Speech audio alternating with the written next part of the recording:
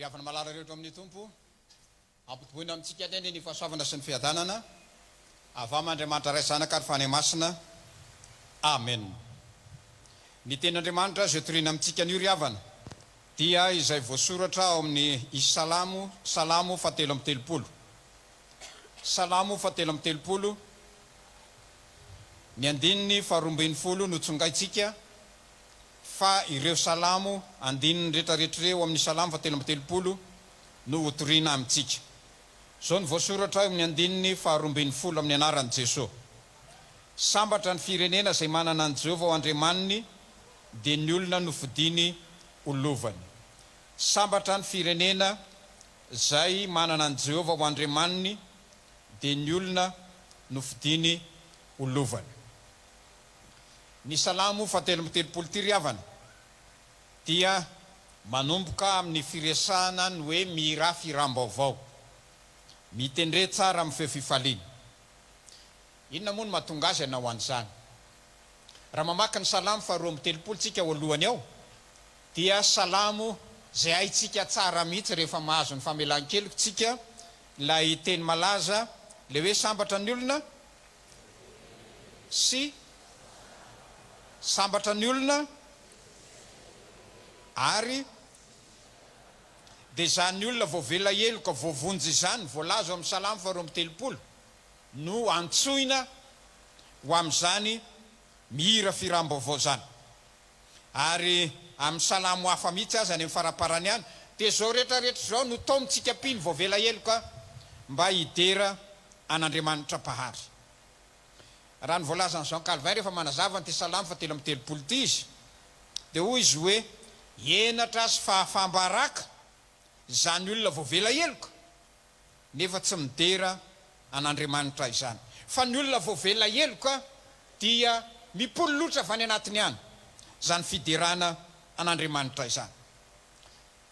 Raharam-pirenena, fiainam-pirenena, firenena no ambary eto amin'ity salamo fahatelo amby telopolo ty. Ary izay manana an Jehovah andriamaniny zany firenena zany no ho sambatra. Atao anatin'ny salamo fahatelo amby telopolo ary dia ho jerentsika amin'ny andininy fahadimy eo. Zao ny voalaza amin'ny andininy fahadimy: ty fahamarinana sy rariny Andriamanitra, endrika ny famirampony Jehovah ny tany. Ty fahamarinana sy rariny Andriamanitra. Rehefa manjaka riavana zany fahamarinana sy rariny zany, zany natao hoe manome voninahitra an'Andriamanitra isika. Tsika mantsy matetika rehefa miresaka n'izany fiderana an'Andriamanitra zany sy manome voninahitra azy dia le miakatra makany amin'ny le mijidiny iny ihany. Fa ny fanomezam-boninahitra an'Andriamanitra ihany koa ity zao tontolo zao ty ny kianja na altara na sehatra hideratsika an'Andriamanitra, ka eto no ampanjakatsika ny fahamarinana sy ny rariny satria tian'Andriamanitra izany. Lay lehilahy izay nahazo ny prix Nobel momba ny ekonomia tamin'ny taona 780 atao hoe Amartya Sen dia niresaka momba n'io tsy rarin'io. Zao no teneniny: aza manofo rariny tonga lafatra ianao fa esory izay tsy rariny misy andavanandro na kely na lehibe. Tsy le hoe misy tsy rariny ngeza be dia misy rariny ngeza be tokony ataoko, fa inona ny tsy rariny misy andavanandro dia zay atao na kely io na lehibe. Irahantsika malala riavana ty taona 324 ty dia taona ny fifidianana ho antsika eto Madagasikara. Ary amin'izany taona ny fifidianana zany dia misy zavatra tokony ho lazainy fiangonana amin'ny mampitily ny firenena azy. Ny tokony fantatsika rehetrarehetra dia ny hoe manasarotra ny olana politika ny fisin'ny alabato. Manasarotra ny olana politika ny fisin'ny alabato, ary manasarotra ny famahana olana ihany koa ny fisin' zany alabato zany. Sika indray ve no ampianarina fa lafo be anie zany sandan'ny alabato zany, lafo be zany.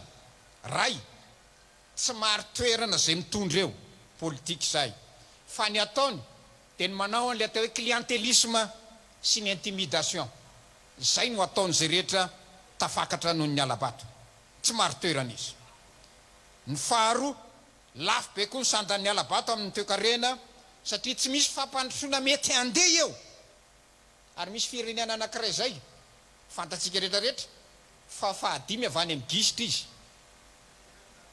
amin'ny laharana tsy mandeha ny fiainam-pirenena rehefa ny alabato no ampanjakainy ary tsy misy fampivoarana ihany koa amin'ny tokantrano sy hoan'ny tsirairay lafo be ny sandan'ny alabato minainainy sika raha enona ny fen'ny olona zay entitsika inona mba makany amin'ny volaninay fa androany ianao manontany olona maro fa tsy manambolany koa ny olona na nisy nangalatra ny volaniny na namidy le volaniny ka inona tsony ny hoaniny.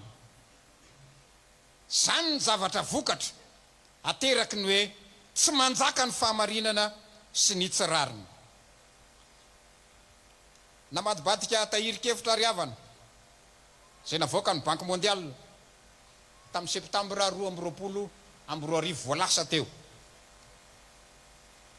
3 milliards,3 dollars ny volo meny atsika ao anatin'ny taona iray 3,3 milliards de dollars. Dollara ny resaka eto ampitomboy 5 000 ariary zay fa tsy zakany le masinina kelinao fa mihoatra lavitra noho izany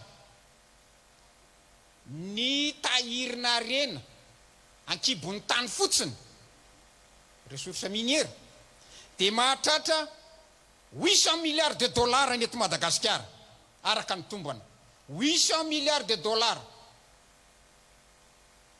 ny tahirika arena ankibon'ny tany fotsiny dia ataovany hoe fampitahany le 3,3 milliards de dollars na 200 taona aza tsy mahatratra ny 700 milliards de dollars io. Zany hoe tsy ny fanampiana ny ivelomana fa ny fampivoarana ny fiainan'ny firenena mba hanjaka ny fahamarinana mba hanjaka ny rariny fa tsy rariny tompoky ny alabato tsy rariny tompoky ny alatra sy ny zaravilana amin'ny ariam-pirenena rehefa mba metimety ny visin-dratan'ny firenena. Zao ny lazay ny boky ny obolana fahatelopolo zavatra telona efatra tsy mampandroso ny tany ary ny anankiray amin'izany dia ny hoe raha ny andevo ny tonga mpanjaka. Io tsisy resaka firazanany zany dia damasevanga andevo sa andrina tsisy zany ary samy zanak'Andriamanitra tsika Andriamanitra nga andevo sa andrina fa ny andevo karena ny andevo pahefana ny andevo ny fitiavatena raha ireny ny tonga mpanjaka tsy tafavoaka isika fa ny olona ty fahamarinana tahaka an'Andriamanitra ny olona ty rariny tahaka an'Andriamanitra no lazay ny mpanao salama ary tenenany hoe sambatra ny firenena zay manana ny Jehovah Andriamaniny satria olona ty fahamarinana sy ty rariny no mitondra. Zatra faharoa resantsika atao anatin'ny salama 7:30 ty dia ny amin'ny andininy fahafito. Zao ndray ny lazay ny amin'ny andininy fahafito eo mampevosany rano ao an-dranomasina ho toy ny antotan-javatra izy mitahiry ny rano lalina ao an-trano fitehirizana izy. Zany zavatra ambaran'Andriamanitra zany riavana dia le programma tena mba mampiketriketrika atsika mianakavy. Mikorina ny ranomamy io tsy mijanona io mikorina le tanimbary miantotohatra reny mahazo ranony any ambony dia midina amin'ny eo ambany dia midina amin'ny any ambanimbany dia tonga any amin'ny farany ambany mikorina ny rano aza tsy ampidin'le any ambony anie le rano eo hoe manana tanimbary za meme zany na zanatra azany. Mikorina ny ranomamy dia mitety faritra aty afovoatany izy ataony hoe ikopo rehefa mandeha miakandrefanana izy dia ataon'izy indray ny anarany Betsiboka dia ajanony eto amin'ny faritra afovoatany anao i rano io hoe mikorina ny ranomamy. Fa mikorina koa ny ranomamy dia mitety firenena tsika moa firenena tokana dia tsy dia hita loatra le izy fa ataovy hoe miala any Egypte dia makany ananina dia giazo eny io rano io hoe ady tsy vita io ary mila firenena mikambana sy fifanarahana rehefa pirenena mandamina reny rano zay mikorina ranomamy reny. Fa isika miresaka zao miaritra ny ranomamy satria mitombo ny isamponina hoara ao an-trano ao fotsiny le raisoanao iny tsy laninao ndray andro fa tao folo an-trano ianao dia hitatsika dia ohatra izay koa amin'ny raharaha rehetrarehetra. Tombo ny isamponina miaritra ny ranomamy, mitombo ny isan'ny industria izay mampiasa rano betsaka, mitombo ny fompiana sy ny fambolena izay mila rano betsaka. Ary izany rehetrarehetra zany no mitarika atsika eritreritra amin'izao ory tenenantsika izao. Inona zany zao biby ho tokony hompiana? Misy biby mandany rano a? Inona ny legioma tokony ho volena sy voninkazo tokony ho karakaraina zay tsy mandany rano loatra? Tokony ho eritreretiny zany satria nainaintsika hoe jirama fa ao aminao koa manomboka io, manomboka eo amintsika io. Ndeha aka biby anankiray tsy fantatritsika eto Madagasikara ary eritreretina hiditra eto.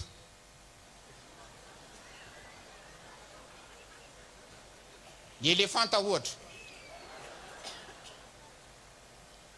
150 kg par jour, 150 kg par jour ny zavamaniry lanin'ny elefanta. Tsy mifidy io na bozaka na hazo na inona fa zay dominy dia any, zay dominy dia any. 50 kilao isan'andro. Ary ny rano sotrony izy le mitroka amin'le lava orona be iny 10 litatra iny. Zany hoe firy so aminao troany re mandeha dia lany zay 10 litatra. 150 litres par jour ny rano sotrony.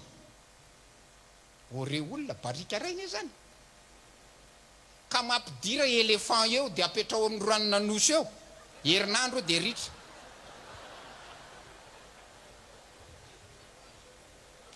Fa raha miopy akoho ianao ny koa misotro rano na be na kely azo firy mililitre ny rano sotrony akoho ary firy gramme ny zavamaniry laniny. Ary raha ny faminaniana mandeha ny omby sy ny biby lehibe rehetrarehetra ho voasolony akoho atsoatsy satria nisy ny dinosaure tsy hitantsony dia milany ray ny biby lehibe dia manomboka any amin'ny kely sisa.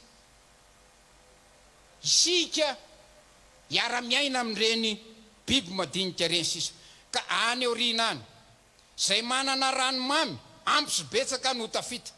Ary zany mahatonga ny firenena maro zay tsy ampy rano mamadika ny ranomasina ho rano azo sotrony, manangona ranonorana, manao lava-drano sy vovo. Tamin'ny heritaona trotsika nisy fanangonam-bola nataontsika rehetrarehetra teto na havitana vovo 240 tany amin'ny faritra atsimo. Vovo 240 mila angoniny io ranonorana io, mila manana lava-dranontsika ao anatin'izany. Ary mamaky ny Genesisika riavana dia mahita hoe tany paradisa ny Genesisa misy rano tao. Rehefa makany amin'ny apokalipsitsika tapitra indray ny fotoana ny fahotana dia misy rano manondraka an'izany tany vaovao rahatra zay zany. Sainy tsara tompoko ny momba ny rano io fa arembe io ary tena fideranan'Andriamanitra ny fahaizana amin'ny taintana azy satria mitovy saina amin'Andriamanitra tsika raha le voalazany hoe mitahiry ny rano lalina ao an-trano fitehirizana izy. Mila mahay mitantana ny ranontsika mianakavy mba hahafahantsika tafavoaka miaraka amin'Andriamanitra. Fanzatra fahatelo farany hotsongainy amintsika ato amin'ity salamo fahatelo amby telopolo ity dia ny eo amin'ny 520 sy 720. Tsy misy mpanjaka voavonjin'ny amarony miaranilany, ny olo-mahery tsy voavonjin'ny haben'ny heriny, ny soavaly tsy azo itokino famonjena ary tsy mahavonjy ny haben'ny heriny. Raha ny voalazan'izao Calvin riavana rehefa manazava ny io andininy raisitsika io izy dia hoy izy hoe arakaraky ny ananan'ny olona ferovana tsara sy mafy no ialany amin'Andriamanitra satria mitoky amin'ny aratafika izy. Ary reo zany zao ohatrany atsika zao raha miresaka dia tsisy kalaknikova izy ina ty koa dika zay soavaly any fa zany no fitaovam-piadiana tsara indrindra tamin'izany andro zany. Ny hery maramilanao tsara indrindra tamin'izany andro zany. Zany hoe izay rehetrarehetra manana fitaovam-piadiana sy ny omana tany amin'ny école de guerre io tenenin'io. Zao ny azadina manana tafika faran'izay rehetra tamin'ny andro Mosesy ny Egyptianina. Be ny miaramila sy ny soavaly Egyptianina. Fa ripaka tsy nisy niangana zany tao amin'ny ranomasina mena tao. Tsy dia azo itikina re ny herin'ny tafika. Dia mahotenenina ny tafika eto Madagasikara. Manahoana ny hery ara-tafika malagasy 27/34 amin'ny firenena eto Afrika tsika. 27 resy antsika zany a. Hoe aka Ilzepatra dia ady amin'le matanjaka be io. Ianao raha 27/34 etiko io ny diandran-dramana eo lalana hafa atrehana hiatrehana an'izay. Fa zao no lazainy Isaia. Isaia toko 2. Tao jerentsika izay Isaia zay.